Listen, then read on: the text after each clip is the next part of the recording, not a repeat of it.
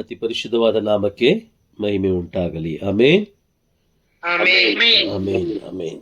Price the lord. Okay, ಕಳೆದ ಕ್ಲಾಸಲ್ಲಿ ನಾವು ದೇವರ ವಾಕ್ಯಕ್ಕೆ ನಮ್ಮ ಪ್ರತಿಕ್ರಿಯೆಗಳು ಹೇಗಿರಬೇಕು ಅನ್ನೋದನ್ನು ನಾವು ತಿಳ್ಕೊಳ್ತಾ ಇದ್ದೀವಿ. ಪ್ರಾರಂಭ ಮಾಡಿದ್ದೀವಿ. ಇನ್ನು 7 ರೀತಿಯ ಪ್ರತಿಕ್ರಿಯೆಗಳು ಇದೆ ಎಂಬುದನ್ನು ನಮ್ಮ ಧರ್ಮ ಪಂಡಿತರು ಬರೆದಿಟ್ಟಿದ್ದಾರೆ. ಬೈಬಲ್ನ ಯಾವಾಗಲೂ ಅಷ್ಟೇ, ಅಂದರೆ ಧರ್ಮಶಾಸ್ತ್ರವನ್ನು ಬಹಳ ತಾಳ್ಮೆಯಿಂದಲೂ ಬಹಳ ಗೌರವದಿಂದಲೂ ಸಮಯ ಕೊಟ್ಟು ಓದಿದಾಗ ಮಾತ್ರ, ಪವಿತ್ರಾತ್ಮರ ಸಹಾಯ ಪಡೆದು ಓದಿದ್ರೆ ಮಾತ್ರ ಅದು ನಮಗೆ ವಿಶೇಷ ಅಂತ ಹೇಳಿದ್ರೆ ಮುಂದೆ ನಡೆಯಲಿರುವಂತಹ ಎಲ್ಲ ವಿಷಯಗಳ ಬಗ್ಗೆ ಎಚ್ಚರಿಕೆಯನ್ನು ಅದು ನಮಗೆ ಕೊಡುತ್ತೆ. ಆಮೇನ್. ಬೈಬಲ್ ಇರೋದು ತಮಾಷೆಗಲ್ಲ. ಏನ ಬಿಡು, ಬೈಬಲ್ ಓದೋದ್ರಿಂದ ನಮ್ಗೆ ಆಶೀರ್ವಾದ ಸಿಗುತ್ತೆ, ಬೈಬಲ್ ಓದೋದ್ರಿಂದ ನಮಗೆ ಒಳ್ಳೇದಾಗುತ್ತೆ, ಬೈಬಲ್ ಓದೋದ್ರಿಂದ ನಮ್ಮ ಕೆಲಸ ಕಾರ್ಯಗಳು ಸುಗಮವಾಗಿ ನಡೆಯುತ್ತೆ ಅನ್ನೋ ಉದ್ದೇಶಕ್ಕೆ ಅಲ್ಲ. ಬದಲಾಗಿ ಬೈಬಲ್ ದೇವರು ನಮಗೆ ಕೊಟ್ಟಿದ್ದು ಮುಂದೆ ನಡೆಯಲಿರುವ ಘಟನೆಗಳನ್ನು ಮುಂಚಿತವಾಗಿ ಎಚ್ಚರಿಕೆಯ ಮುಖಾಂತರ ತಿಳಿಸುವುದಕ್ಕಾಗಿ, ಎಚ್ಚರಿಸಲಿಕ್ಕೆ. ಈಗ ಏದೇನ್ ತೋಟದಲ್ಲಿ ಏನು ನಡೀತು ಅನ್ನೋದು ಕೂಡ ನಮಗೆ ತಿಳಿಸ್ಕೊಟ್ಟಿದ್ದಾರೆ. ಪ್ರಕಟಣೆ ಪುಸ್ತಕದಲ್ಲಿ ಏನು ನಡೆಯುತ್ತೆ ಅನ್ನೋದು ಕೂಡ ತಿಳಿಸ್ಕೊಟ್ಟಿದ್ದಾರೆ. ಹೌದಾ? ಏನೇನು ತೋಟದಲ್ಲಿ ಏನು ನಡೀತು ಅದನ್ನು ತಿಳಿಸ್ಕೊಟ್ಟಿದ್ದಾರೆ. ಮುಂದೆ ಏನು ನಡೆಯಲಿದೆ ಅದನ್ನು ಕೂಡ ತಿಳಿಸ್ಕೊಟ್ಟಿದ್ದಾರೆ. ಇಷ್ಟೆಲ್ಲ ತಿಳಿಸ್ಕೊಟ್ಟ ಮೇಲೂ ಕೂಡ ನಾವೇನಾದ್ರೂ ಮಂದಮತಿಗಳಾಗಿದ್ರೆ ತಪ್ಪು ಯಾರ್ದು? ತಪ್ಪು ನಮ್ದೇ ಅಲ್ವಾ? ನಿಜನಾ? ನಿಜ, ತಪ್ಪು ನಮ್ದೇ. Praise the lord. ಯಾವ ರೀತಿ ತಪ್ಪು ನಮ್ದು ಅಂತ ಹೇಳಿದ್ರೆ, ಎಚ್ಚರಿಕೆ ಕೊಟ್ಟ ಮೇಲೂ ಕೂಡ ನಾವು ಅದನ್ನ ಗ್ರಹಿಸಿಕೊಳ್ಳದೆ ಹೋದ್ರೆ, ಅದನ್ನ ಅರಿತುಕೊಳ್ಳದೆ ಹೋದ್ರೆ, ಅದನ್ನು ಸ್ವೀಕಾರ ಮಾಡಿಕೊಳ್ಳದೆ ಹೋದ್ರೆ ಎಲ್ಲ ಒಂದು ಕಡೆ ಎಡು ಬೀಳ್ತೀವಿ ಅಥವಾ ನಾಶ ಆಗ್ತೀವಿ. ನಮ್ಮ ನಾಶಕ್ಕೆ ಹೊಣೆಯರು ನಾವೇ. Praise the lord. ಕಳೆದ ಕ್ಲಾಸಲ್ಲಿ ದೇವರ ವಾಕ್ಯಕ್ಕೆ ನಮ್ಮ ಪ್ರತಿಕ್ರಿಯೆಗಳು ಹೇಗಿರಬೇಕೆಂಬುದನ್ನು ಮೊದಲನೆಯದಾಗಿ ಸ್ವೀಕರಿಸಬೇಕು, ಅಂದರೆ ದೇವರ ವಾಕ್ಯವನ್ನು ಸ್ವೀಕರಿಸಬೇಕು ಎಂಬುದಾಗಿ ನಾವು ಧ್ಯಾನ ಮಾಡಿದ್ದು. ವಾಕ್ಯವನ್ನು ಸ್ವೀಕರಿಸಬೇಕು, ತಮಾಷೆ ಅಲ್ಲ. ನಾವು ಚರ್ಚ್ಗಳಲ್ಲಿ ನೋಡಿ, ದೇವರ ವಾಕ್ಯ ಅಲ್ಲಿ ಬಿತ್ತನೆ ಆಗ್ತಾ ಇದ್ರೆ ಇಲ್ಲಿ ಬೇರೆ ಕಾರ್ಯದಲ್ಲಿ ಮಗ್ನರಾಗಿರ್ತಾರೆ. ಹೆಂಗಸರು ಬಟ್ಟೆ ಆಭರಣಗಳ ವಿಷಯದಲ್ಲಿ ಮಗ್ನರಾಗಿರ್ತಾರೆ, ಗಂಡಸರು ಬೇರೆ ಬೇರೆ ವಿಷಯಗಳಲ್ಲಿ ಮಗ್ನರಾಗಿರ್ತಾರೆ, ಯುವತಿಯರು ಅವರದೇ ಆದ ಲೋಕದ ವಿಷಯಗಳಲ್ಲಿ ಮಗ್ನರಾಗಿರ್ತಾರೆ, ಪುಟ್ಟ ಮಕ್ಕಳು ತಿನ್ನುವುದರಲ್ಲೂ ಆಟ ಆಡುವುದರಲ್ಲೂ ಮಗ್ನರಾಗಿರ್ತಾರೆ. ಹಾಗಾದ್ರೆ ದೇವರ ವಾಕ್ಯವನ್ನು ಸ್ವೀಕಾರ ಮಾಡ್ಕೊಳ್ಳೋದು ಹೇಗೆ? ದೇವರ ವಾಕ್ಯವನ್ನು ಸ್ವೀಕಾರ ಮಾಡ್ಕೊಳ್ಳೋದು ಹೇಗೆ? ಈಗ ನಿಮ್ಮ ಮಕ್ಕಳನ್ನು ನೀವು ಕರಿತೀರಾ ಅಂತ ತಿಳ್ಕೊಳ್ಳೋಣ. ಏನೋ ಒಂದು ಅರ್ಜೆಂಟ್ ಕೆಲಸ ಇದೆ, ಅದಕ್ಕೋಸ್ಕರ ನೀವು ಕರಿತೀರಾ. ಅಥವಾ ನಾಳೆ ನೀವು ಎಲ್ಲೋ ಹೊರಗಡೆ ಹೋಗ್ತಾ ಇದ್ದೀರಾ, ಆ ಹೊರಗಡೆ ಹೋಗುವ ವಿಷಯವಾಗಿ ನಿಮ್ಮ ಮಕ್ಕಳ ಹತ್ರ ಚರ್ಚೆ ಮಾಡಿರ್ತೀರಾ. ಅಥವಾ ನಾಳೆ ಯಾರೋ ಬರ್ತಾ ಇದ್ದಾರೆ, ನಿಮ್ಮ ಮನೆಗೆ ಗೆಸ್ಟ್ ಬರ್ತಾ ಇದ್ದಾರೆ, ಆ ಗೆಸ್ಟ್ ಹತ್ರ ಯಾವ ರೀತಿ ಇರಬೇಕು ಅನ್ನೋದನ್ನ ನೀವು ಮುಂಚಿತವಾಗಿ ತಿಳಿಸ್ಕೊಟ್ಟಿರ್ತೀರಾ. ತಿಳಿಸ್ಕೊಟ್ಟ ಮೇಲೂ ಕೂಡ ನಿಮ್ಮ ಮಕ್ಕಳು ಅವರು ಬಂದ ತಕ್ಷಣ ಬೇರೆ ಬೇರೆ ರೀತಿಯಾಗಿ ವರ್ತನೆ ಮಾಡ್ತಾ ಹೋದ್ರೆ, ನೀವೆಷ್ಟೇ ಕರೆದು ಬರಲಿಲ್ಲ ಅಂದ್ರೆ ನಿಮ್ಗೆ ಏನು ಅನಿಸುತ್ತೆ? ಏನಾಗ್ಬೋದು? ಬೇಜಾರಾಗುತ್ತಾ? ನೋವಾಗುತ್ತಲ್ವಾ? ನೋವಾಗುತ್ತೆ. ನೋಡಿ, ಈ ಬೈಬಲಲ್ಲಿ ಒಂದು ಎಚ್ಚರಿಕೆಯ ಸಂದೇಶವನ್ನು ಕೊಟ್ಟಿದ್ದಾರೆ.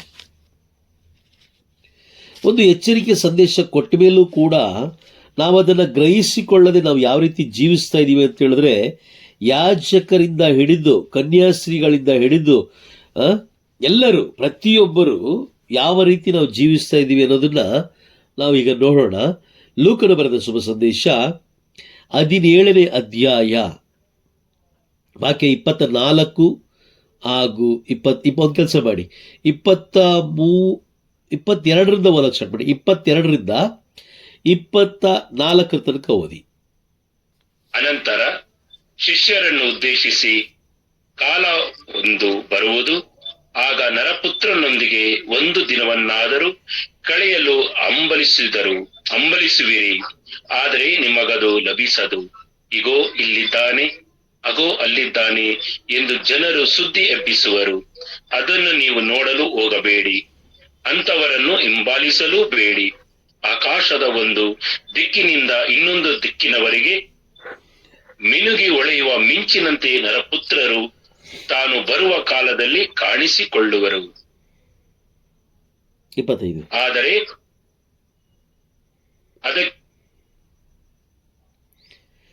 ಆದರೆ ಅದಕ್ಕೆ ಮೊದಲು ಆತನು ತೀವ್ರ ಯಾತನೆಯನ್ನು ಅನುಭವಿಸಿ ಈ ಪೀಳಿಗೆಯಿಂದ ತಿರಸ್ಕೃತನಾಗಬೇಕು. ಗಮನ ಕೊಟ್ಟು ಕೇಳಿಸ್ಕೊಳ್ಳಿ. ಈ ವಾಕ್ಯವನ್ನು ನಾವು ಸ್ವೀಕಾರ ಮಾಡಿಕೊಳ್ಳದೆ ಹೋದರೆ ಆ ಎಚ್ಚರಿಕೆ ಸಂದೇಶ ನಮಗೆ ಸಿಗೋದಿಲ್ಲ. ಎಚ್ಚರಿಕೆಯ ಆ ಒಂದು ಸಂದೇಶ ನಮಗೆ ಸಿಗೋದಿಲ್ಲ. ವಾಕ್ಯ ಸ್ಪಷ್ಟವಾಗಿ ಹೇಳ್ತಾ ಇದೆ, ಈ ಪೀಳಿಗೆಯಲ್ಲಿ ಆತನು ತೀವ್ರವಾದ ಯಾತನೆಯನ್ನು ಅನುಭವಿಸಿ ತಿರಸ್ಕೃತನಾಗಬೇಕು. ಈ ದಿನಗಳಲ್ಲಿ ಯಾಜಕರಿಂದ ಹಿಡಿದು ಕೆಲವು ಯಾಜಕರಿಂದ ಹಿಡಿದು, ಕೆಲವು ಕನ್ಯಾಸ್ತ್ರೀಯಗಳಿಂದ ಹಿಡಿದು, ಕೆಲವು ವಿಶ್ವಾಸಿಗಳಿಂದ, ಬೋಧಕರಿಂದ ಎಲ್ಲರೂ ಏನು ಮಾಡ್ತಾ ಇದ್ದಾರೆ ಅಂತ ಹೇಳಿದ್ರೆ, ಏನು ಮಾಡ್ತಾ ಇದ್ದಾರೆ? ಅವರನ್ನ ತಿರಸ್ಕಾರ ಮಾಡ್ತಾ ಇದ್ದಾರೆ. ಹೌದಾ?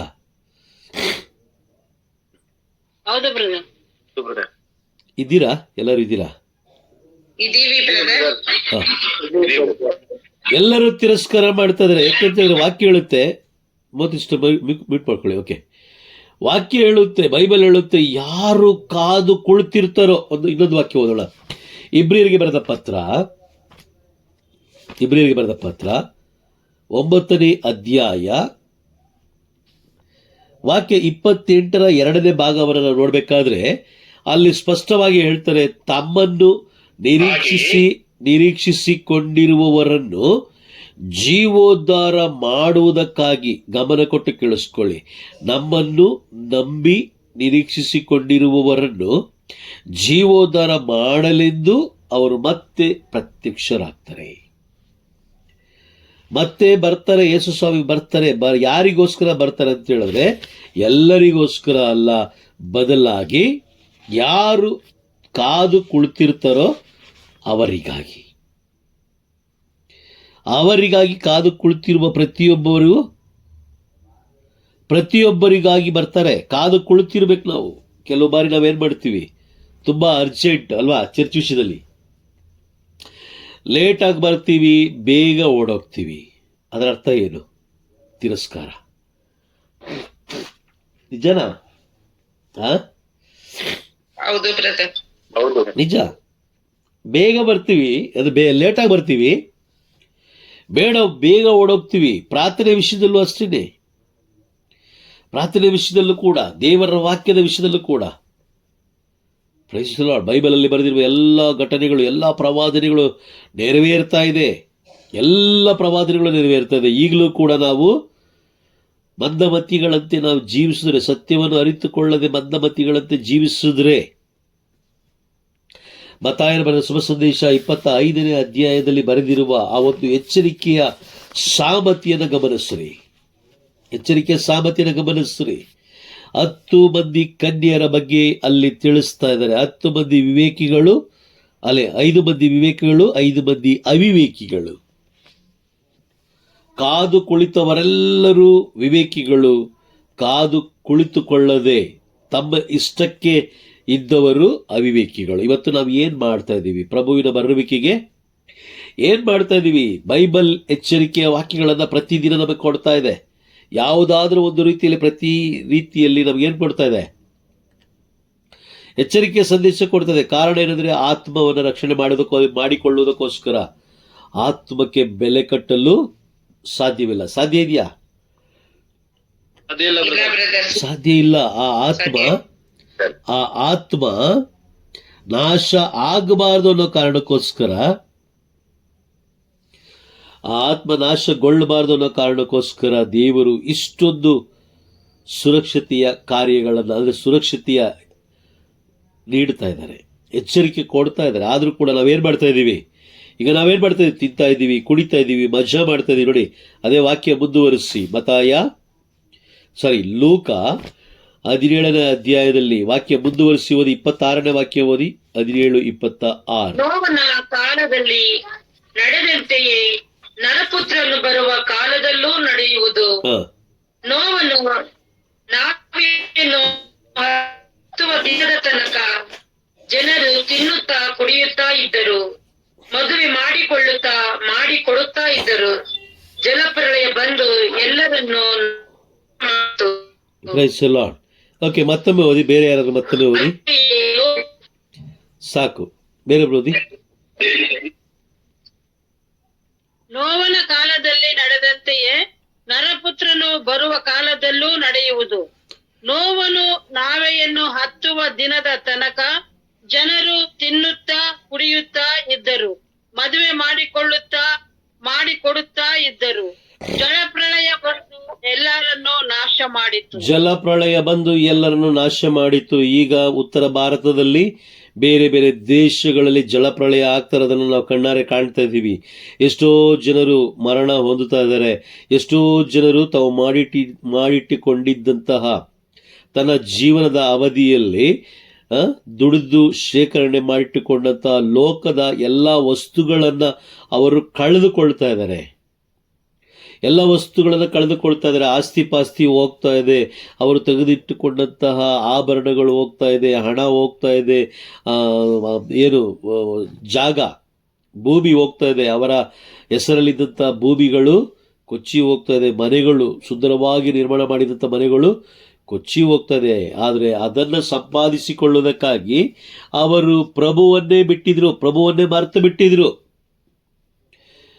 ಪ್ರಭು ಎಚ್ಚರಿಕೆ ಕೊಡ್ತಾ ಹೋದ್ರು, ನೀವು ಲೋಕದ ಆಸ್ತಿಯಲ್ಲಿ ಶೇಖರಣೆ ಮಾಡಬೇಡಿ, ನಿಮ್ಮ ಮನಸ್ಸನ್ನ ಸ್ವರ್ಗದ ಕಡೆ ಕೇಂದ್ರೀಕೃತವಾಗಿಟ್ಟುಕೊಳ್ಳಿ, ಅಲ್ಲಿ ನೀವು ಏನ್ ಮಾಡಿ, ಆಸ್ತಿ ಮಾಡಿ ಅಂತ ಹೇಳ್ತಾ ಬಂದ್ರು. ಅಲ್ಲಿ ಆಸ್ತಿ ಮಾಡೋದಂದ್ರೆ ಯಾವ ರೀತಿ?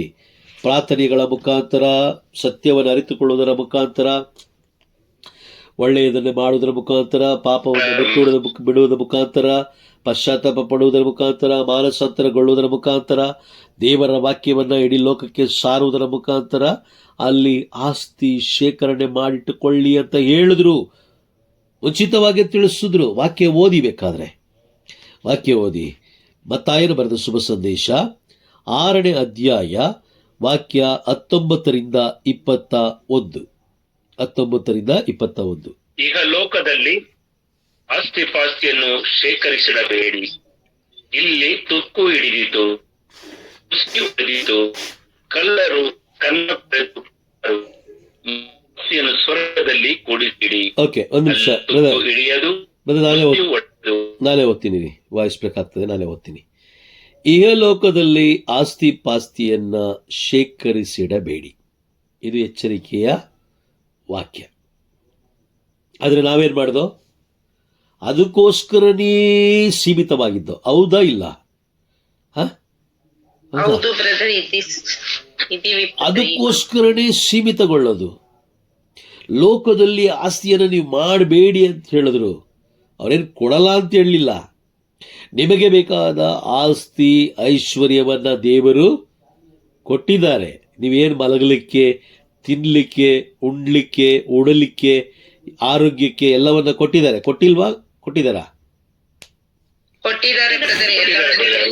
ಎಲ್ಲವನ್ನ ಕೊಟ್ಟಿದ್ದಾರೆ. ಆದ್ರೆ ಅವ್ರು ಹೇಳಿದ್ರು, ಈ ಲೋಕದಲ್ಲಿ ಆಸ್ತಿ ಪಾಸ್ತಿಯನ್ನು ನೀವು ಶೇಖರಣೆ ಮಾಡಬೇಡಿ. ಯಾಕೆ ಹೇಳಿದ್ರು ಈ ಮಾತಂತ ಹೇಳಿದ್ರೆ, ನೀನು ಆಸ್ತಿಯನ್ನು ಶೇಖರಣೆ ಮಾಡುವ ಬರದಲ್ಲಿ ಅತಿ ಹೆಚ್ಚಾದ ಪಾಪವನ್ನು ನೀನು ಮಾಡ್ತೀಯ. ಅತಿ ಹೆಚ್ಚಾದ ಪಾಪವನ್ನು ನೀನು ಮಾಡ್ತೀಯ. ದೇವರು ಕೊಡುವುದರಲ್ಲಿ ನೀನು ತೃಪ್ತನಾಗಿರಬೇಕು. ಇಬ್ರಿಯರಿಗೆ ಬರೆದ ಪತ್ರ 13ನೇ ಅಧ್ಯಾಯ ವಾಕ್ಯ 5ರಲ್ಲಿ ನಾವು ನೋಡ್ತೀವಿ. ಇಬ್ರಿಯರಿಗೆ ಬರೆದ ಪತ್ರ 13ನೇ ಅಧ್ಯಾಯ 5ನೇ ವಾಕ್ಯ, ಹಣದಾಸೆಗೆ ಬಲಿಯಾಗಬೇಡಿ, ನಿಮಗೆ ಹಣದಾಸೆಗೆ ಬಲಿಯಾಗಬೇಡಿ. ನಿಮಗೆ ಇರುವುದರಲ್ಲೇ ತೃಪ್ತರಾಗಿರಿ. ಎಂದೆಂದಿಗೂ ನಾನು ನಿಮ್ಮನ್ನು ಕೈ ಬಿಡಲಾರೆ, ತ್ಯಜಿಸಲಾರೆ ಎಂದು ದೇವರೇ ಹೇಳಿದ್ದಾರೆ. Praise the lord. ದೇವರು ಹೇಳಿದ ಮೇಲೂ ಕೂಡ ನಾವು ಹಣದಾಸೆಗೆ ಬಲಿಯಾಗಿ ಸ್ವಲ್ಪ ಸ್ವಲ್ಪ ಗಮನ ಕೊಟ್ಟು ಒಂದು 10 ನಿಮಿಷ 15 ನಿಮಿಷ ಕಣ್ಮುಚ್ಚಿ ಕೂತ್ಕೊಂಡು ನೀವು ಯೋಚನೆ ಮಾಡಿ, ಹಣದಾಸೆಗೋಸ್ಕರ ನಾವು ಯಾರ್ಯಾರನ್ನು ನೋಯಿಸಿದ್ದೀವಿ, ಯಾರ್ಯಾರನ್ನು ನಾವು ಅವಮಾನಪಡಿಸಿದ್ದೀವಿ, ಬೇರೆಯವರ ವಸ್ತುಗಳನ್ನು ನಾವು ಕಿತ್ಕೊಂಡಿದ್ದೀವಿ, ಬೇರೆಯವರ ಕಣ್ಣಲ್ಲಿ ನೀರು ಬರೆಸಿದ್ದೀವಿ, ನಮ್ಮ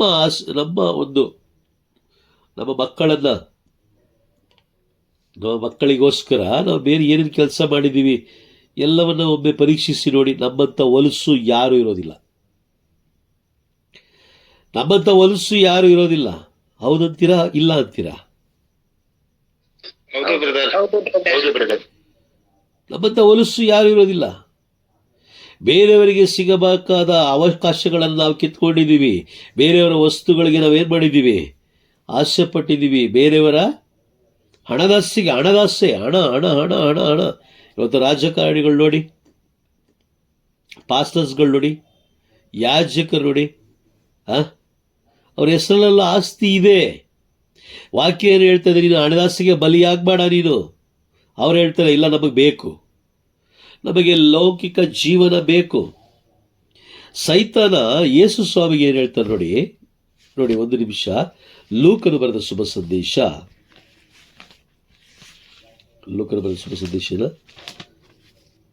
ಓಕೆ, ಪ್ರೈಸ್ ದಿ ಲಾರ್ಡ್. ಇಲ್ಲ, ಮತ್ತಾಯನು ಬರೆದ ಶುಭ ಸಂದೇಶ ಬೆಂಗಾಡಿನಲ್ಲಿ ಏನು ಮಾಡ್ತಾರೆ? ಮತ್ತಾಯನು ಬರೆದ ಶುಭ ಸಂದೇಶ 4ನೇ ಅಧ್ಯಾಯ ಅಲ್ಲಿ ಒಂದು ವಾಕ್ಯ ಇದೆ, ನೋಡೋಣ. 8ನೇ ವಾಕ್ಯದಲ್ಲಿ ನಾವು ನೋಡ್ತಾ ಹೋದರೆ, ಅನಂತರ ಪಿಶಾಚಿ 4:8 ಮತ್ತಾಯನು ಬರೆದ ಶುಭ ಸಂದೇಶ 4ನೇ ಅಧ್ಯಾಯ 8ನೇ ವಾಕ್ಯ. ಅನಂತರ ಪಿಶಾಚಿ ಯೇಸುವನ್ನ ಬಹಳ ಎತ್ತರವಾದ ಬೆಟ್ಟಕ್ಕೆ ಕೊಂಡೊಯ್ದು ಪ್ರಪಂಚದ ಎಲ್ಲ ರಾಜ್ಯಗಳನ್ನು ಅವುಗಳ ವೈಭವವನ್ನು ತೋರಿಸಿತು. ನೀನು ನನಗೆ ಅಡ್ಡ ಬಿದ್ದು ಆರಾಧಿಸಿದೆಯಾದರೆ ಇವೆಲ್ಲವನ್ನು ನಿನಗೆ ಕೊಡಬಲ್ಲೆ. ಹಾಗಾದರೆ ಲೋಕದ ಐಶ್ವರ್ಯವನ್ನು ಕೊಡೋದು ಯಾರು? ದೇವರ ಅಥವಾ ಸೈತಾನನ? ಸೈತಾನ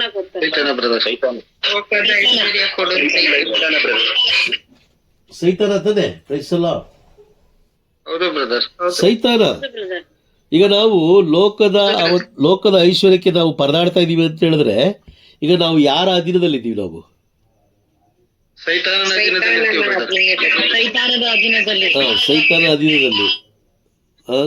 ಅಧೀನದಲ್ಲಿ ನಾವಿದ್ದೀವಿ. Praise the lord. ಹಾಗಾಗಿ ಅಲ್ಲಿ ಯೇಸು ಸ್ವಾಮಿ ಏನು ಹೇಳಿದ್ರು ಅದಕ್ಕೆ ವಿರುದ್ಧವಾಗಿ ನಾವು ಮಾಡ್ತಾ ಇದ್ದೀವಿ ಹೊರತು ಅವರ ಮಾತಿನ ಎಚ್ಚರಿಕೆಯ ವಿಷಯದಲ್ಲಿ ನಾವೇನು ಮಾಡ್ತಾ ಇಲ್ಲ, ಗಮನ ಹರಿಸ್ತಾ ಇಲ್ಲ, ಅದನ್ನು ಗೌರವಿಸ್ತಾ ಇಲ್ಲ, ಅದನ್ನು ಸ್ವೀಕಾರ ಮಾಡ್ಕೊಳ್ತಾ ಇಲ್ಲ. ಆದರೆ ನಾವು ಪ್ರತಿಕ್ರಿಯೆ ಕೊಡಬೇಕಾಗಿರೋದು ಸ್ವೀಕಾರ ಮಾಡ್ಕೊಳ್ಬೇಕು. ಈಗ ಹಣದಾಸೆಗೋಸ್ಕರ, ಈಗ ಸೈತಾನನು ಕೊಡುವ ಅಧಿಕಾರ, ಹಣಕ್ಕಾಗಿ ನಾವೇನು ಮಾಡ್ತಾ ಇದ್ದೀವಿ? ಈಗ ಸ್ವಲ್ಪ ಯೋಚನೆ ಮಾಡಿ. ಅಣ್ಣ ತಮ್ಮಂದಿರನ್ನೋ ಒಂದು ಆಲೋಚನೆ ಇಲ್ಲ, ಬಂಧು ಬಳಗದವರೇನೋ ಆಲೋಚನೆ ಇಲ್ಲ. ಬೇರೆಯವರ ಆ ಹಣವನ್ನು ನಾವು ಕಸಿದುಕೊಂಡ್ರೆ ಅವರಿಗೆ ದುಃಖ ಆಗುತ್ತೆ, ಅವರ ಕಣ್ಣಲ್ಲಿ ನೀರು ಬರುತ್ತೆ. ಅವರ ಕಣ್ಣಲ್ಲಿ ಬರುವ ನೀರನ್ನು ದೇವರು ಬುದ್ದಲಿಯಲ್ಲಿ ತುಂಬಿಟ್ಟಿದ್ದಾರೆ, ಅದಕ್ಕೆ ಲೆಕ್ಕ ಕೇಳ್ತಾರೆ ಎಂಬ ಅರಿವು ಕೂಡ ನಮಗಿಲ್ಲ. ಆದರೂ ಕೂಡ ನಾವು ಕ್ರೈಸ್ತರು ಸ್ವೀಕಾರ ಮಾಡ್ಕೊಂಡಿದ್ದಿದ್ರೆ, ಆ ವಾಕ್ಯವನ್ನು ನಾವು ಸ್ವೀಕಾರ ಮಾಡ್ಕೊಂಡಿದ್ರೆ, ನಾವು ಆ ವಾಕ್ಯಗಳು ನಮ್ಮನ್ನು ಏನು ಮಾಡುತ್ತೆ? ಸುರಕ್ಷಿತವಾಗಿ ನಮ್ಮನ್ನು ಮುನ್ನಡೆಸುತ್ತೆ. ನೀವು ಪಾಪ ಮಾಡುವ ಸಮಯದಲ್ಲಿ ಅದು ನಿಮಗೆ ಎಚ್ಚರಿಕೆಯನ್ನು ನೀಡುತ್ತೆ. Price the lord. ಬೈಬಲ್ ನೋಡಿ, ಹೊಸ ಒಡಂಬಡಿಕೆ 2025 ವರ್ಷಗಳ ಹಿಂದೆ ಬರೆದಂತಹ ಈ ಅಕ್ಷರಗಳು ಇವತ್ತಿಗೂ ಕೂಡ ನಿಮ್ಮೊಂದಿಗೆ ಮತ್ತು ನನ್ನೊಂದಿಗೆ, ಈ ಲೋಕದಲ್ಲಿರುವ ಪ್ರತಿಯೊಬ್ಬೊಬ್ಬರೊಂದಿಗೆ ಯಾರ್ಯಾರು ಬಹಳ ಶ್ರದ್ಧೆಯಿಂದ, ಬಹಳ ಗೌರವದಿಂದ ಈ ದೇವರ ವಾಕ್ಯವನ್ನು ಓದ್ತಾರೋ ಅವರೊಂದಿಗೆ ಮಾತನಾಡುತ್ತೆ. ಹೌದಾ? ಒಪ್ತೀರಾ? ಹೌದು ಬ್ರದರ್, ಒಪ್ತೀವಿ. ಹೀಗೆ ಲೈವ್ ಆಗಿ ನೇರವಾಗಿ ಮಾತನಾಡುತ್ತೆ ಎಂಬುದನ್ನ ನಾವು ನಂಬುತ್ತೀವಿ. ಯಾಕಂದ್ರೆ ಅದು ಮಾತನಾಡುತ್ತೆ. ಆಮೇಲೆ ವಾಕ್ಯ ಮಾತನಾಡುತ್ತೆ. ಆಮೆನ್. ಆಮೆನ್. ಆಮೆನ್. ಮೋಶೆ ದೇವರೊಂದಿಗೆ ಮುಖಾಮುಖಿಯಾಗಿ ಮಾತನಾಡಿದ್ರು ಎಂಬ ವಾಕ್ಯ ಬೈಬಲಲ್ಲಿ ಇದೆ, ವಿಮೋಚನಾ ಕಾಂಡದಲ್ಲಿ ಬರೆಯಲ್ಪಟ್ಟಿದೆ. ಮುಖಾಮುಖಿಯಾಗಿ ಅಂದ್ರೆ ಏನು? ಈಗ ಬೈಬಲ್ ನಿಮ್ಮ ಕಣ್ಮುಂದೆ ಇಟ್ಕೊಂಡು ನೀವು ಅದನ್ನು ಓದಬೇಕಾದ್ರೆ ಅದು ನಿಮ್ಮೊಂದಿಗೆ ಮಾತನಾಡುತ್ತೆ. ಅದೇ ಮುಖಾಮುಖಿಯಾಗಿ. ಹೌದಾ? ಹೌದಲ್ಲ? ಹೌದು ಬ್ರದರ್. ಯಾಕಂದ್ರೆ ದೇವರನ್ನ ಯಾರು ನೋಡಿದಾರ? ಹಳೆ ಒಡಂಬಡಿಕೆಯಲ್ಲಿ ಮೋಶೆ ಇರುವ ಕಾಲದಲ್ಲಿ ಯಾರು ನೋಡಿದ್ರ? ಇಲ್ಲ ಬ್ರದರ್. ಇಲ್ಲ, ನೋಡ್ಲಿಲ್ಲ. ಯಾಕಂದ್ರೆ ನೋಡಿದ್ರೆ ಸರ್ವೇಶ್ವರ ಸ್ವಾಮಿ ಹೇಳ್ತಾರೆ, ನೀನು ನನ್ನ ಮುಖವನ್ನು ನೋಡಿದ್ರೆ ನೀನು ಸತ್ತೋಗ್ತೀಯ. Price the lord. ಆದ್ರೆ ಹೊಸ ಒಡಂಬಡಿಕೆಯಲ್ಲಿ ಪ್ರಭು ಯೇಸು ಕ್ರಿಸ್ತರು ಮನುಷ್ಯ ರೂಪ ತಾಳಿದ್ರು, ನಾವು ಕಣ್ಣಾರೆ ಕಂಡು. ಆದ್ರೆ ನಾವು ನೋಡ್ತಾ ಇದೀವಾ? ಹೊಸ ಒಡಂಬಡಿಕೆಯಲ್ಲಿ ಇದ್ದಂತ ನಮ್ಮ ಪಿತೃಗಳು ನೋಡಿದ್ರು. ಈಗ ನಾವು ನೋಡ್ತಾ ಇದೀವ? ಯೇಸು ಸ್ವಾಮಿ ನೋಡ್ತಾ ಇದೀವಾ?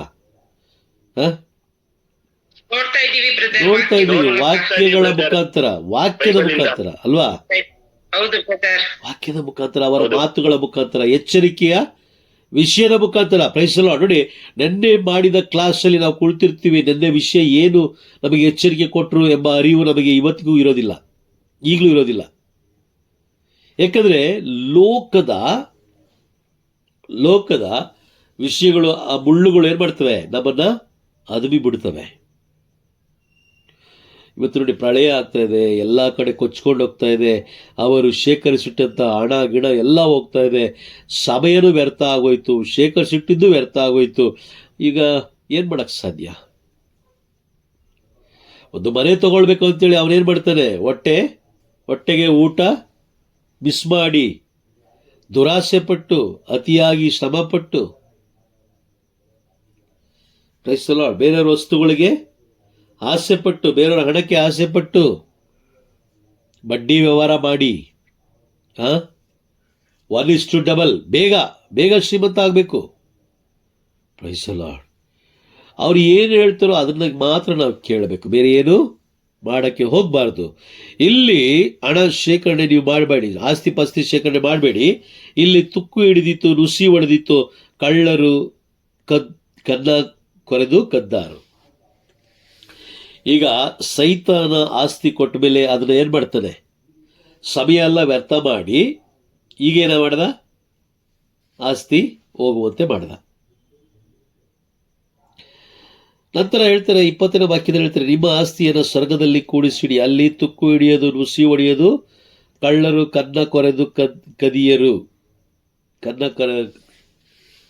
ಯಾರು ಕದಿಯೋದಿಲ್ಲ. ಅಲ್ಲಿ 21ನೇ ವಾಕ್ಯ ಹೇಳ್ತಾರೆ, ನಿಧಿ ಎಲ್ಲಿದೆಯೋ ಅಲ್ಲಿಯೇ ಇರುವುದು ನಿನ್ನ ಹೃದಯ. ಇವತ್ತು ನಾವೇನ್ ಮಾಡ್ತಾ ಇದ್ದೀವಿ? ಎಷ್ಟು ಜನ ಬೈಬಲ್ ಕ್ಲಾಸಲ್ಲಿ ಬೈಬಲ್ ಬಗ್ಗೆ, ಅಂದ್ರೆ ಧರ್ಮಶಾಸ್ತ್ರದ ಬಗ್ಗೆ ಧ್ಯಾನಿಸ್ತಾ ಇದ್ದೀವಿ? ಎಷ್ಟು ಜನ ಧರ್ಮಶಾಸ್ತ್ರ ಧ್ಯಾನಿಸ್ತಾ ಇದ್ದೀವಿ? ಕೇಳಿದ್ರೆ ಏನ್ ಹೇಳ್ತೀವಿ? ಯಾರಾದ್ರೂ ಹೇಳಿದ್ರೆ ಏನ್ ಹೇಳ್ತೀವಿ? ಟೈಮ್ ಇಲ್ಲ ಅಲ್ವಾ? ಟೈಮ್ ಇಲ್ಲ, ನೋಡೋಣ.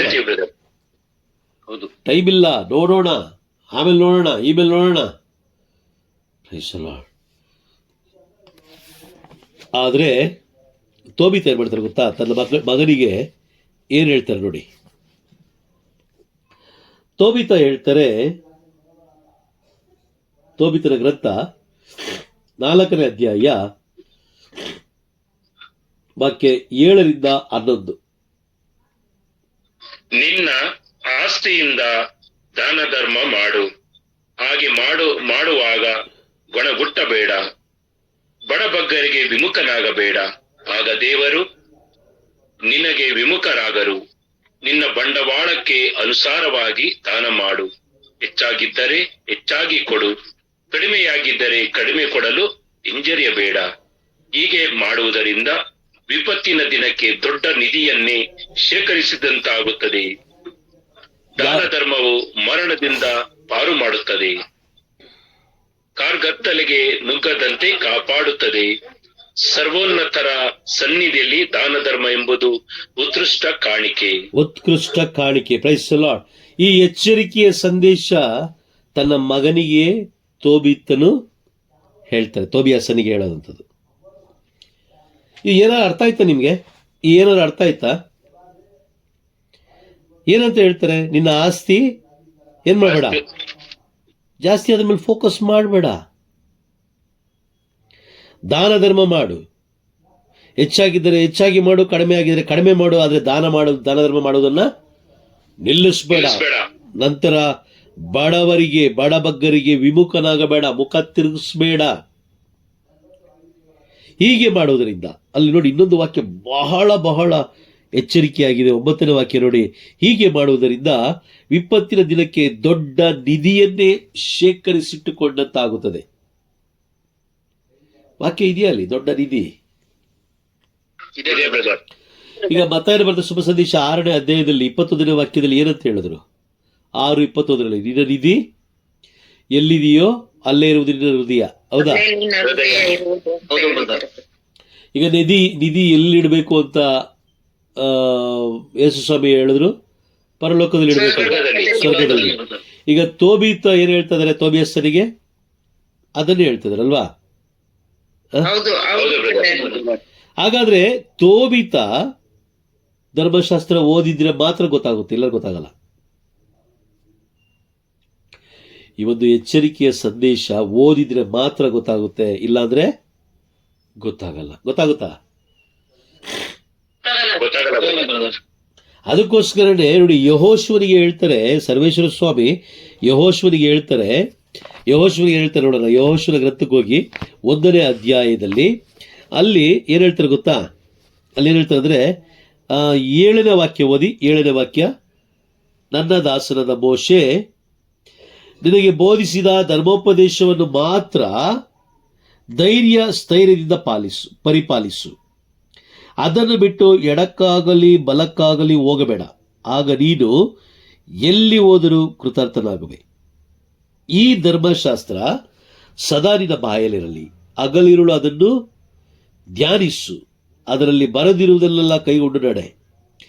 ಆಗ ನಿನ್ನ ಕಾರ್ಯವೆಲ್ಲ ಕೈಗೂಡುವುದು, ನೀನು ಕೃತಾರ್ಥನಾಗುವೆ. ಸರ್ವೇಶ್ವರ ಸ್ವಾಮಿ ಹೇಳುವಂಥದ್ದು ಎಚ್ಚರಿಕೆ ಸಂದೇಶ. ಈಗ ಯೆಹೋಶುವ ಸ್ವೀಕಾರ ಮಾಡಿಕೊಂಡ ಕಾರಣ,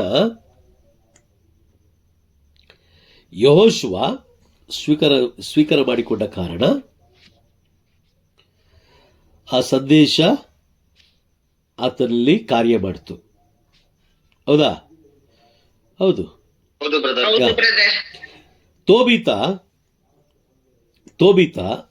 ತೋಬಿಯಸನಿಗೆ ಹೇಳಿದ ಆ ಒಂದು ವಾಕ್ಯ ತೋಬಿಯಾಸನನ್ನು ಏನ್ ಮಾಡ್ತು? ಆತ್ಮಿಕವಾಗಿ ಬಲಪಡಿಸ್ತು. ಹೌದಾ? ಆತ್ಮಿಕವಾಗಿ ಬಲಪಡಿಸ್ತು. ಇವತ್ತು ನಾವು ಏನ್ ಮಾಡ್ತಾ ಇದೀವಿ? ನಮ್ಮ ಮಕ್ಕಳಿಗೆ ಏನ್ ಮಾಡ್ತಾ ಇದೀವಿ? ಹೇಳಿ ನೋಡೋಣ. ನೀವೇ ಲೋಕದ್ದೇ ವಿಚಾರ ಹೇಳ್ಕೊಡ್ತೀವಿ ಬ್ರದರ್. ಚೆನ್ನಾಗಿ ಓದು, ಅಲ್ಲಿ ಫಸ್ಟ್ ಬಾ ಅಂತ. ಅಲ್ಲ, ಚೆನ್ನಾಗಿ ಓದು, ಅದು ನಿಜ. ಓದ್ಬೇಕಾಗಿರೋದು ಅದು ಕರ್ತವ್ಯ, ಮಕ್ಕಳ ಕರ್ತವ್ಯ ಅದು. ಚೆನ್ನಾಗಿ ಓದು ಅಂತ. ಓದಿನ ಜೊತೆಯಲ್ಲಿ ಹೇಗ್ ಬದುಕೋದು ಅನ್ನೋದು ತಿಳಿಸ್ಕೊಡ್ತಾ ಇದೀವಾ? ದೇವರಿಗೆ ಮೊದಲನೇ ಸ್ಥಾನ ಕೊಡ್ಬೇಕು ಅಂತ ನಾವು ತಿಳಿಸ್ಕೊಡ್ತಾ ಇಲ್ಲ. ಹಾಗಾದ್ರೆ ಆತ್ಮವನ್ನ ನಾವೇನ್ ಮಾಡ್ತಾ ಇದೀವಿ? ಆತ್ಮನ ಈ ಲೋಕದಲ್ಲೇ ನಷ್ಟಪಡಿಸ್ತಾ ಇದೀವಿ. Price the lord. ನಷ್ಟಪಡಿಸ್ತಾ ಇದೀವಿ. ಅರ್ಥ ಆಗ್ತಾ ಇದೆಯಾ ನಮ್ಗೆ? ಅರ್ಥ ಆಗ್ತಾ ಇದೆಯಾ? ಆತ್ಮವನ್ನು ನಷ್ಟಪಡಿಸ್ತಾ ಇದೀವಿ. ಈಗ ಗಂಡನ ಆತ್ಮ, ಹೆಂಡತಿಯ ಆತ್ಮ, ಮಕ್ಕಳ ಆತ್ಮ, ತಂದೆ ತಾಯಿಗಳ ಆತ್ಮ, ಬಂಧು ಬಳಗದವರ ಆತ್ಮ, ಎಲ್ಲರ ಆತ್ಮ ದೇವರಿಗೆ ಬೇಕು. ಹೌದಾ? ದೇವರಿಗೆ ಬೇಕು. ಈಗ ಎಚ್ಚರಿಕೆ. ಈಗ ನೀವು ಒಂದು ಮೊಬೈಲ್ ತಗೊಳ್ತೀರಾ ಅಂತ ತಿಳ್ಕೊಳ್ಳೋಣ. ಲೋಕದ ವಿಷಯದಲ್ಲಿ ಮಾತಾಡೋಣ. ಒಂದು ಮೊಬೈಲ್ ತಗೊಳ್ತೀರಾ. ಮೊಬೈಲ್ ಒಳಗಡೆ ಒಂದು ನೋಟಿಸ್ ಇಟ್ಟಿರ್ತಾರೆ, ನೋಡಿದ್ದೀರಾ? ಒಂದು ಚಿಕ್ಕ ಹಾಳೆ ಅಥವಾ ಸಣ್ಣ ಪುಸ್ತಕ. ಅದ್ರಲ್ಲಿ ನೀವು ಓದ್ತಾ ಹೋಗಿ, ಅದ್ರಲ್ಲಿ ಓದ್ಬೇಕಾದ್ರೆ ನಿಮ್ಗೆ ಎಲ್ಲ ವಿಷಯಗಳೆಲ್ಲ ಬರೆದಿರ್ತಾರೆ. ಯಾವ ಬಟನ್ನು, ಯಾವ ಇದಕ್ಕೆ ಯೂಸ್ ಬಳಸೋದು, ಮತ್ತೆ ಸ್ಪೀಕರಿಗೆ ಚಾರ್ಜಿಂಗ್ ಎಷ್ಟೊತ್ತು ಮಾಡಬೇಕು, ಹೆಡ್ ಸೆಟ್ ಎಲ್ಲಿಡಬೇಕು, ಹೇಗ್ ಮಾಡಬೇಕು, ಎಲ್ಲವನ್ನ ತಿಳಿಸ್ಕೊಟ್ಟಿದ್ದಾರೆ. ಯಾಕಂದ್ರೆ ಅದು ನೀವು ಓದಿದ್ರೆ ಮಾತ್ರ ಗೊತ್ತಾಗೋದು, ಇಲ್ಲಾಂದ್ರೆ ಗೊತ್ತಾಗಲ್ಲ. ಏನೇನೋ ಪ್ರೆಸ್ ಮಾಡಿ ಕೊನೆಗೆ ಏನಾಗುತ್ತೆ? ಮೊಬೈಲ್ ಹಾಳಾಗುತ್ತೆ, ಆಮೇಲೆ ಕಾರ್ಯ ಮಾಡಲ್ಲ. ಈಗ ನಾವು ಅದೇ ಥರನೇ ಧರ್ಮಶಾಸ್ತ್ರವನ್ನು ಓದದೆ ಕುಟುಂಬದಲ್ಲಿ ಯಾವಾಗಲೂ ಅಷ್ಟೇ ಹಣ ಹಣ ಹಣ ಹಣ ಹಣ ಅಂದ್ಕೊಂಡು ಹಣದಲ್ಲೇ ನಾವು ಮಗ್ನರಾಗಿದ್ರೆ ಸೈತಾನ ಏನು ಮಾಡ್ತಾನೆ, ನೀನು ಏನು ಬಯಸ್ತೀಯೋ ಅದು ಕೊಡ್ತಾನೆ. ಇಲ್ಲಿ ಏನು ಬಯಸೋದಕ್ಕಿಂತ ಮುಂಚಿತವಾಗಿ ಆತ ಕೊಟ್ಟ, ಆತ ಕೇಳ್ದ. ಯೇಸು ಸ್ವಾಮಿ ಬಯಸೋದಕ್ಕಿಂತ ಮುಂಚಿತವಾಗಿಯೇ ಮತ್ತಾಯನ ಬರೆದ ಶುಭ ಸಂದೇಶ 4ನೇ ಅಧ್ಯಾಯ 8ನೇ ವಾಕ್ಯದಲ್ಲಿ ಆತ ಏನು ಹೇಳ್ದ, ನೀನು ನನಗೆ ಅಡ್ಡ ಬಿದ್ದಿದೆ ಆದರೆ ಇದೆಲ್ಲವನ್ನು ನಾನು ನಿನಗೆ ಕೊಡ್ತೀನಿ, ಎಲ್ಲ ರಾಜ್ಯಗಳ ವೈಭವವನ್ನು. 8, 9ನೇ ವಾಕ್ಯದಲ್ಲಿ ನಾವು ನೋಡ್ಬೇಕಾದ್ರೆ ಇದೆಯಾ? ಅಡ್ಡ ಬಿದ್ದೆ ಆದರೆ, ಅಡ್ಡ ಬೀಳೋದಂದ್ರೆ ಯಾವುದಕ್ಕೆ? ಸೈತಾನನಿಗೆ ಅಡ್ಡ ಬೀಳೋದು. ಸೈತಾನಿಗೆ ಹಿಂಗೆ ಅಡ್ಡ ಬೀಳಲಿಕ್ಕೆ ಸಾಧ್ಯ? ಸೈತಾನನಿಗೆ ಅಡ್ಡ ಬೀಳಲಿಕ್ಕೆ ಹೇಗೆ ಸಾಧ್ಯ? ಸೈತಾನ ನಮ್ಮ ಮುಂದೆ ಇರ್ತಾನ? ಇರಲ್ಲ. ಹಾಗಾದ್ರೆ ಅವನಿಗೆ ಅಡ್ಡ ಬೀಳೋದು ಹೇಗೆ ಅಂತ ಹೇಳಿದ್ರೆ, ಅಧೀನನಾಗೋದು ಹೇಗೆ ಅಂತ ಹೇಳಿದ್ರೆ ಅವನ ದುಷ್ಟ ಸ್ವಭಾವಗಳಿಗೆ. ಗಲಾತ್ಯರಿಗೆ ಬರೆದ ಪತ್ರ 5ನೇ ಅಧ್ಯಾಯದಲ್ಲಿ ನಾವು ಓದ್ತೀವಿ. ಆ ವಾಕ್ಯ ತಗೊಳ್ಳಿ. ಗಲಾತ್ಯರಿಗೆ ಬರೆದ ಪತ್ರ 5ನೇ ಅಧ್ಯಾಯ. ಅಲ್ಲೊಂದು ವಾಕ್ಯ ಯಾವ ರೀತಿ ಬಳಸಿದ್ದಾರೆ ನೋಡಿ ಪವಿತ್ರಾತ್ಮರು ಯಾವ ರೀತಿ ಬಳಸಿದ್ದಾರೆ ಅನ್ನೋದನ್ನು ನೋಡೋಣ ಮೊದಲು. Price the lord. ಗಲಾತ್ಯರಿಗೆ ಬರೆದ ಪತ್ರ 5ನೇ ಅಧ್ಯಾಯ ವಾಕ್ಯ 19 ಹೇಳುತ್ತೆ ನೋಡಿ, ದೈಹಿಕ ವ್ಯಾಮೋಹದ ದುಷ್ಪರಿಣಾಮಗಳು ನಿಮಗೆ ತಿಳಿದೇವೆ. ನೋಡಿ, ಅಲ್ಲಿ ದೈಹಿಕ ಅಂದ್ರೆ ಏನು? ನಮ್ಮ ದೇಹದಲ್ಲಿ ಮಾಡೋದಿರ್ಬೋದು ಅಥವಾ ದೇಹ ಇಷ್ಟಪಡೋದಿರ್ಬೋದು ಅಲ್ವಾ? ಶರೀರದ ಮುಖಾಂತರ ಮಾಡುವಂಥದ್ದು ಇರ್ಬೋದು ಅಥವಾ ಶರೀರ ಇಷ್ಟಪಡುವಂಥದ್ದು ಇರ್ಬೋದು. ಇಲ್ಲಿ ನಡೆಯುವಂತ ಈ ಸ್ವಭಾವಗಳಿಗೆ ನಾವು ಈ ಪಾಪಗಳನ್ನು ನಾವು ಮಾಡಿದ್ರೆ ಯಾರಿಗೆ ಅಧೀನ ಆಗಿರ್ತೀವಿ? ಯಾರಿಗೆ ಅಡ್ಡ ಬೀಳ್ತೀವಿ ನಾವು? ಈಗ ಅವನು ಏನು ಹೇಳ್ದ? ಸ್ವಾಮಿಗೆ ಏನು ಹೇಳ್ದ? 4ನೇ 9ನೇ ವಾಕ್ಯದಲ್ಲಿ ಏನು ಹೇಳ್ದ? ನೀನು ನನಗೆ ಅಡ್ಡ ಬಿದ್ದುದ್ದೇ ಆದರೆ. ಹೌದಾ?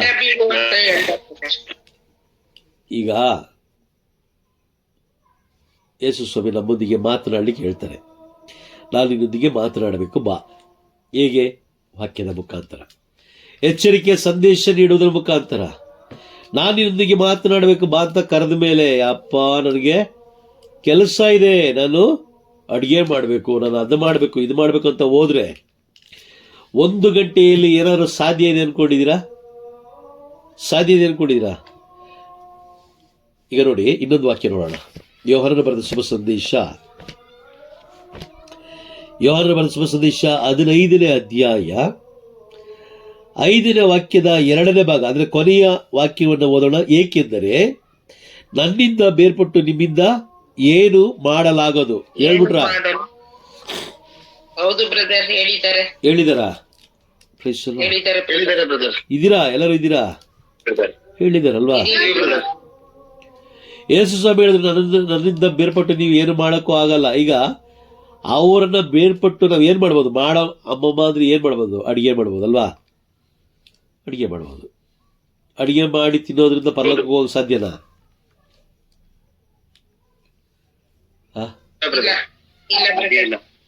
ಯೇಸು ಸ್ವಾಮಿನ ಬಿಟ್ಟು, ಯೇಸು ಸ್ವಾಮಿ ವಾಕ್ಯಗಳನ್ನು ಬಿಟ್ಟು ಜೀವಿಸಲಿಕ್ಕೆ ಸಾಧ್ಯನಾ? ಯೇಸು ಸ್ವಾಮಿ ಬಿಟ್ಟು ನಾವು ಏನು ಮಾಡೋಕ್ಕೂ ಸಾಧ್ಯ ಇಲ್ಲ. ಇನ್ನೊಂದು ಲಿಂಕ್ ನೋಡಿ. ಈಗ ಯೇಸು ಸ್ವಾಮಿ ಜೊತೆಲಿದ್ರೆ ಅವರ ವಾಕ್ಯಗಳು ನಮ್ಮೊಳಗೆ ಇರ್ತವೆ. ಹೌದಾ? ವಾಕ್ಯ, ಯೇಸು ಸ್ವಾಮಿಯ ವಾಕ್ಯ ನಮ್ಮೊಳಗಿರುತ್ತೆ. ಆಗ ನಾವು ಪಾಪ ಮಾಡುವಾಗ ವಾಕ್ಯಗಳು ನಮಗೆ ಏನ್ ಮಾಡುತ್ತೆ? ಎಚ್ಚರಿಸುತ್ತೆ ಅಲ್ವಾ? ಎಚ್ಚರಿಸುತ್ತೆ. ಇದೇ ಮಾಡೋದು ಸೈತಾನ. ಮುಂಚಿತವಾಗಿ ಏನ್ ಮಾಡ್ತಾನೆ? ನೀವು ಆ ವಾಕ್ಯಗಳನ್ನು ಸ್ವೀಕಾರ ಮಾಡ್ಕೊಂಡ್ರೆ ತಾನೆ ಅದು ನಿಮ್ಮೊಳಗೆ ಬರುತ್ತೆ. ಸ್ವೀಕಾರ ಮಾಡ್ಕೊಳ್ಳದಂತೆ ಸ್ವೀಕಾರ ಮಾಡ್ಕೊಂಡ್ರೆ ಮಾತ್ರ ಅದು ನಮ್ಮೊಳಗೆ ಬರೋದು, ಇಲ್ಲ ಅಂದ್ರೆ ಅದು ಬರೋದಿಲ್ಲ. ಈಗ ಮೊನ್ನೆ ಅಂದ್ರೆ ಕಳೆದ ಮೊನ್ನೆ ಅಲ್ಲ, ಅದ್ರ 1 ವಾರದ ಹಿಂದೆ ನಡೆದ ಕ್ಲಾಸ್ ಬಗ್ಗೆ ನಮ್ಗೇನಾದ್ರು ನೆನಪಿದೆಯಾ? ನನಗೇ ನೆನಪಿಲ್ಲ ಅಲ್ವಾ? ಯಾರಿಗೂ ನೆನಪಿಲ್ಲ. ಯಾಕೆ ನೆನಪಿಲ್ಲ? ಕಾರಣ ಕಾರಣ ನನಗೆ ನಾವು ಅಡ್ಡ ಬೀಳುವ ಕಾರಣ ದೇವರ ವಾಕ್ಯವನ್ನು ನಮ್ಮಿಂದ ಕದ್ಕೊಳ್ತಾನೆ.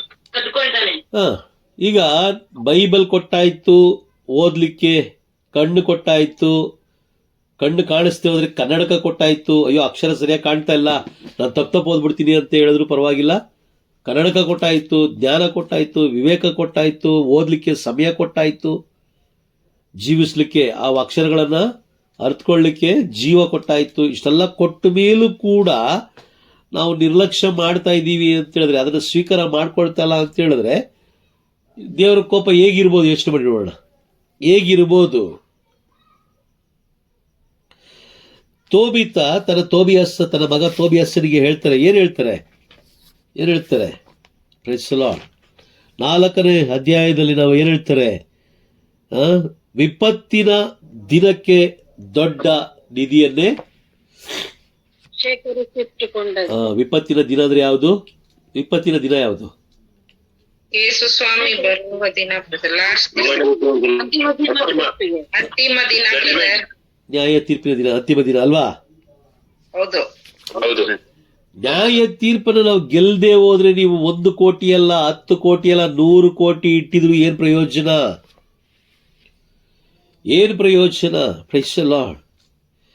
ಏನು ಪ್ರಯೋಜನ ಇಲ್ಲ. ನೋಡಿ, ಲೂಕನ ಬರೆದ ಶುಭ ಸಂದೇಶದಲ್ಲಿ 16ನೇ ಅಧ್ಯಾಯದಲ್ಲಿ ನಾವು ನೋಡ್ತೀವಿ, ಧನಿಕ ಮತ್ತೆ ಭೋಗಿ ಮತ್ತೆ ಬಿಕಾರಿ. ಶ್ರೀಮಂತನು ಮರಣ ಹೊಂದದ, ಅವನ ಜೀವನ ಶೈಲಿ ಬೇರೆ ಇತ್ತು. ಅದಾದ್ಮೇಲೆ ಅಲ್ಲಿದ್ದಂತ ಒಬ್ಬ ಬಿಕಾರಿನೂ ಕೂಡ ಮರಣ ಹೊಂದದ. ಬಿಕಾರಿ ಏನ್ ಮಾಡಲಿಲ್ಲ? ನರಕಕ್ಕೆ ಹೋಗ್ಲಿಲ್ಲ. ಕಾರಣ ಅವನಲ್ಲಿ ಏನು ಇರಲಿಲ್ಲ. ಅವನಲ್ಲಿ ಏನಾದ್ರು ಇತ್ತಾ? ಇಲ್ಲ. ಯಾಕೆಂದ್ರೆ ಅವಲಂಬಿಸಿಕೊಂಡು, ಇಲ್ಲಿ ಏನು ಅವಲಂಬಿಸಿಕೊಂಡಿದ್ದ ಅಂತ ಹೇಳಿದ್ರೆ, ಲೂಕ 16ನೇ ಅಧ್ಯಾಯ ವಾಕ್ಯ 21 ನೋಡಿ, ಧನಿಕನು ತಿಂದು ಬಿಸಾಡಿದ ಎಂಜಲಿನಿಂದ ಹಸಿವು ನೀಗಿಸಿಕೊಳ್ಳಲು ಹಂಬಲಿಸುತ್ತಿದ್ದ. ಅಂದ್ರೆ ಅವನೇನು ಡಿಪೆಂಡ್ ಆಗಿದ್ದ. ಯಾರು ಇದಕ್ಕೆ? ಧನಿಕ ತಿಂದು ಎಸೆದ ಎಂಜಲು ಊಟಕ್ಕಾಗಿ. ಅಂದ್ರೆ ಅವನಲ್ಲಿ ಏನು ಇರಲಿಲ್ಲ, ಹಾಗಾಗಿ ಅವ್ನು ಕೊಡಕ್ಕೂ ಏನೂ ಆಗೋದಿಲ್ಲ. ಆದ್ರೆ ತೋಬಿತನ ಮಗನ ಬಳಿ ತುಂಬಾ ಇತ್ತು. ಅದಕ್ಕೋಸ್ಕರ ತೋಬಿಯಾಸನಿಗೆ ಹೇಳ್ತಾರೆ, ಹೆಚ್ಚಾಗಿದ್ದರೆ ಹೆಚ್ಚಾಗಿ ಕೊಡು, ಕಡಿಮೆ ಇದ್ದರೆ ಕಡಿಮೆ ಕೊಡು, ಆದ್ರೆ ಕೊಡೋದನ್ನ ಮಾತ್ರ ನಿಲ್ಲಿಸಬೇಡ, ಬಡಬಗ್ಗರಿಗೆ ವಿಮುಖನಾಗಬೇಡ. ಇವತ್ತು ನಾವೇನ್ ಮಾಡ್ತಾ ಇದೀವಿ? ನಮ್ಮ ಮಕ್ಕಳಿಗೆ ಬಡಬಗ್ಗರಿಗೆ ವಿಮುಖರಾದ್ರೂ ಪರವಾಗಿಲ್ಲ, ದೇವರ ಮಾತಿಗೆ ವಿಧೇಯರಾದ್ರೆ, ದೇವರ ಮಾತನ್ನು ಮೀರಿದ್ರೂ ಪರವಾಗಿಲ್ಲ, ನನ್ನ ಮಕ್ಕಳಿಗೆ ನಾನು ಏನು ಮಾಡಿಡಬೇಕು? ಆಸ್ತಿ ಮಾಡಿಡಬೇಕು. ಅಯ್ಯೋ, ನಾನು ಹೋದ್ಮೇಲೆ ಏನು ಮಾಡೋದು? ನೋಡಿ, ತುಂಬ ಜನರು ಬಾಯಲ್ಲಿ ಇದೇ ಬರೋದಲ್ವಾ, ನಾನು ಸತ್ತ ಮೇಲೆ ನನ್ನ ಮಕ್ಕಳು ಏನು ಮಾಡ್ತಾರೆ? ನಾನು ಸತ್ತ ಮೇಲೆ ನನ್ನ ಮಕ್ಕಳಿಗೆ ಏನು ಬರೀ ಕೈಯಲ್ಲ. ಇಲ್ಲ, ನಾನು ಈಗೇನು ಮಾಡಬೇಕು? ಶೇಖರಣೆ ಮಾಡಿಡಬೇಕು. ಶೇಖರಣೆ ಮಾಡೋ ಬರದಲ್ಲಿ ನಾವೇನು ಮಾಡ್ತೀವಿ?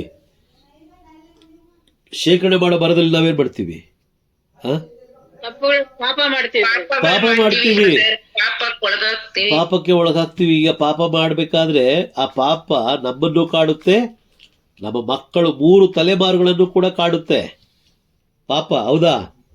ಹೌದು ತಾನೆ? 3 ತಲೆಮಾರು, ಒಂದಲ್ಲ ಎರಡಲ್ಲ 3.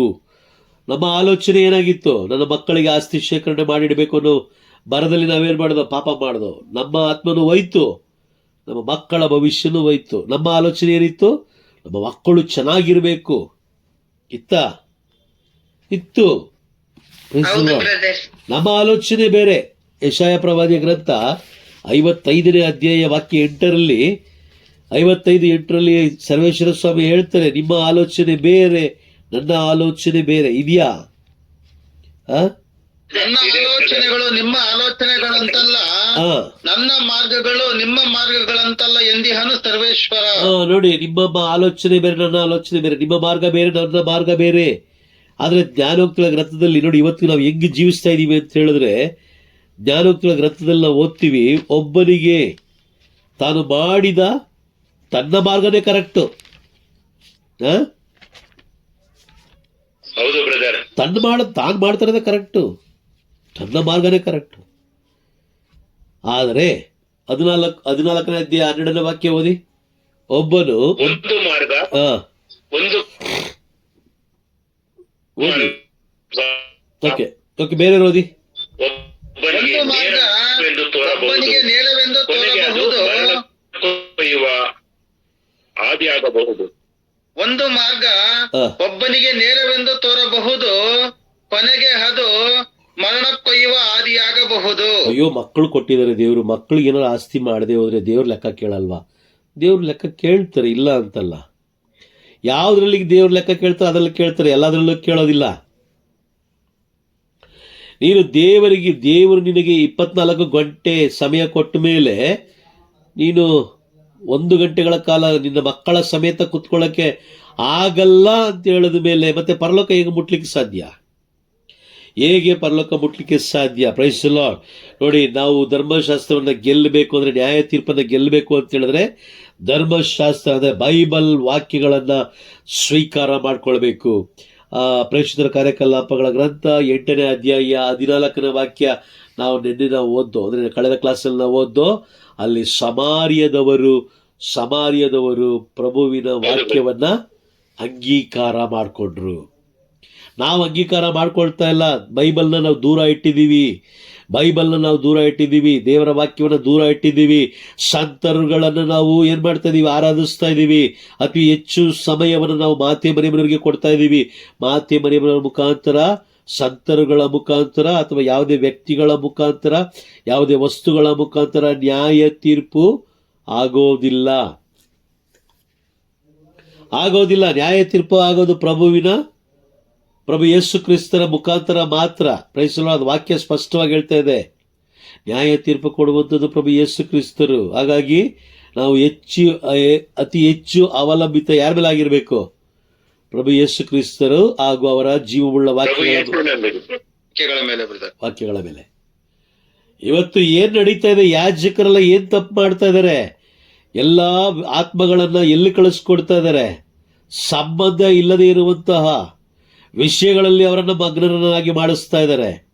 ಸಂಬಂಧ ಇಲ್ಲದೆ, ಅಂದ್ರೆ ಏನು ನಡೀಬಾರ್ದು. ಅವರು ಆತ್ಮವನ್ನ ಗೆಲ್ಲಬಾರದು ಅವರು. ಹಾಗಾಗಿ ಬಹಳ ಎಚ್ಚರಿಕೆಯಾಗಿರಬೇಕು. Price the lord.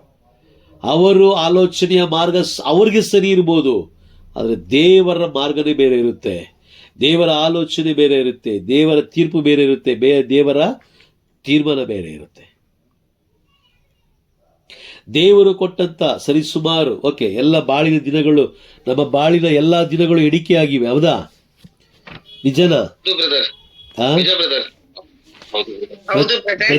ಪ್ರತಿಯೊಬ್ಬೊಬ್ಬರ ಬಾಳಿನ ದಿನಗಳು ಎಣಿಕೆಯಾಗಿದೆ. ಎಷ್ಟು ಜನ ಒಪ್ತೀರಾ?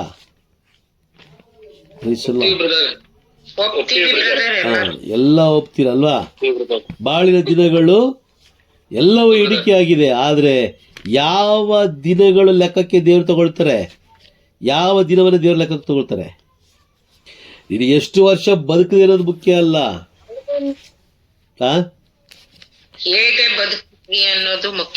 ಇಲ್ಲೊಂದು ವಾಕ್ಯ ಇದೆ ನೋಡೋಣ. ನೀವು ಸಿರಾಕನ ಗ್ರಂಥಕ್ಕೆ ಹೋಗಿ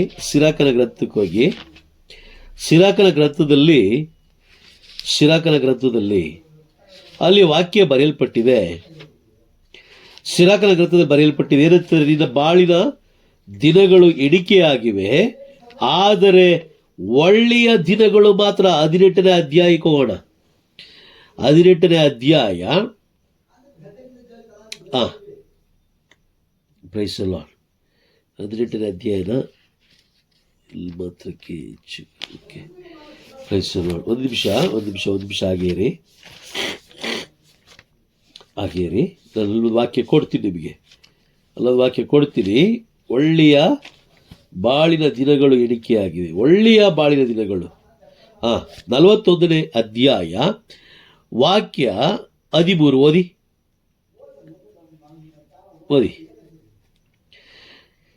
ಒಳ್ಳೆಯ ಬಾಳಿನ ದಿನಗಳು ಎಣಿಕೆಯಾಗುವವು, ಆದರೆ ಒಳ್ಳೆಯ ಹೆಸರು ಶಾಶ್ವತವಾಗಿರುವುದು. ನಾವು ದೇವರು ಕೊಟ್ಟಂತ ದಿನಗಳನ್ನು ನಾವು ಒಳ್ಳೆಯ ದಿನಗಳನ್ನ ಶಾಪದ ದಿನಗಳನ್ನಾಗಿ ಮಾಡಿಕೊಂಡು ನಂತರ ದೇವರೇ ನನ್ನ ಸ್ವರ್ಗಕ್ಕೆ ಕರ್ಕೊಳ್ಳಿ ಅಂತ ಹೇಳಿದ್ರೆ ಸಾಧ್ಯನಾ? ಇಲ್ಲ ಇಲ್ಲ ಬ್ರದರ್. ಅನ್ಯಾಯ ಅದಿಲ್ಲ ಬ್ರದರ್. ಒಳ್ಳೆಯ ದಿನಗಳು ಮಾತ್ರ ದೇವರು ಲೆಕ್ಕ ಹಾಕೋದು, ಕೆಟ್ಟ ದಿನಗಳನ್ನ. ದೇವರು ಕೊಟ್ಟ ಎಲ್ಲ ದಿನಗಳು ಒಳ್ಳೆಯ ದಿನಗಳೇ, ಆದ್ರೆ ಅದನ್ನು ನೀನು ಕೆಟ್ಟ ದಿನಗಳನ್ನಾಗಿ ಮಾರ್ಪಡಿಸಿಕೊಂಡಿದ್ದೀಯ. ಹಾಗಾಗಿ ಬಹಳ ಎಚ್ಚರಿಕೆಯಾಗಿರ್ಬೇಕು. Price the lord. ಅರ್ಥ ಆಗ್ತಿದ್ಯಾ? ಬಹಳ ಅರ್ಥ ಆಗ್ತಿದೆ ಬ್ರದರ್.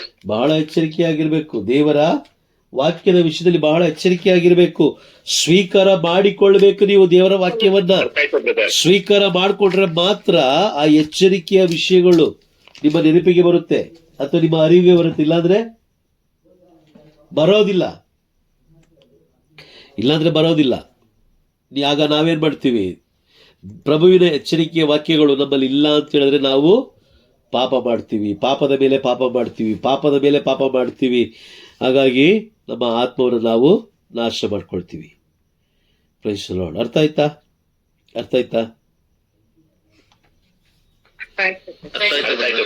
ಚರ್ಚಿಗೆ ಹೋಗಿ ಸುಮ್ಮನೆ ಕುತ್ಕೊಂಡು ಎದ್ದು ಬರೋದು, ಬೈಬಲ್ ಕ್ಲಾಸ್ಗಳಲ್ಲಿ ಸುಮ್ಮನೆ ಕುತ್ಕೊಳ್ಳೋದು, ಆಮೇಲೆ ಎದ್ದೋಗೋದು, ಬೈಬಲ್ ಕ್ಲಾಸಲ್ಲಿ ಆನ್ ಮಾಡಿಟ್ಬಿಟ್ಟು ಅಲ್ಲೆಲ್ಲೋ ಬೇರೆ ಕೆಲಸ ಮಾಡೋದು, ಈ ಥರ ಎಲ್ಲ ಮಾಡಿದಾಗ ಏನಾಗುತ್ತದು? ಅದನ್ನು ಸ್ವೀಕಾರ ಮಾಡ್ದಂಗಲ್ಲ. ಕಾದು ಕುಳಿತಿರ್ಬೇಕು. ದೇವ್ರು ನೆಕ್ಸ್ಟ್ ನಮ್ಮ ಜೊತೆ ಏನು ಮಾತಾಡ್ತಾರೆ, ಅನ್ನೋದನ್ನ ಕಾದು ಕುಳಿತಿರ್ಬೇಕು. Price the lord. ಕಾದು ಕುಳಿತಿದ್ರೆ ಮಾತ್ರ. ಇಲ್ಲಾಂದ್ರೆ ಯಾವುದೇ ಸಂದೇಶಗಳನ್ನ ದೇವರು ನಮಗೆ ಕೊಡೋದಿಲ್ಲ.